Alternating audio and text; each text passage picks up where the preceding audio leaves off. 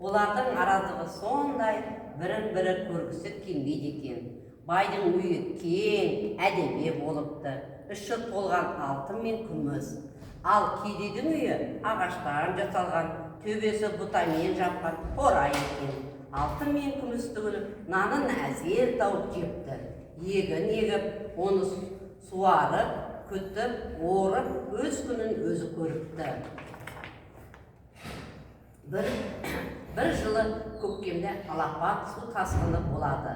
Бай алтынын көтеріп, ағаштың басына шығып кетеді. Ал кедей болса, бір көмеш нанын бойына салып, ол да ағаштың басына көтеріледі.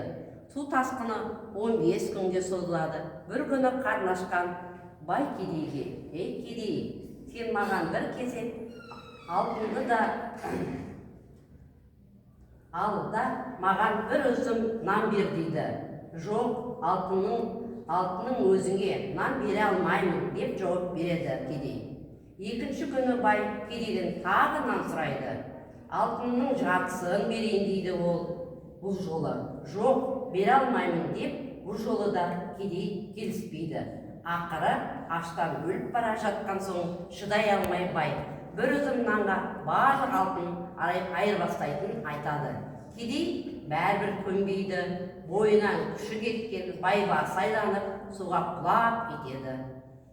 Ал келесі күні су тасқыны тоқтап, кедей ағаштың басына түседі.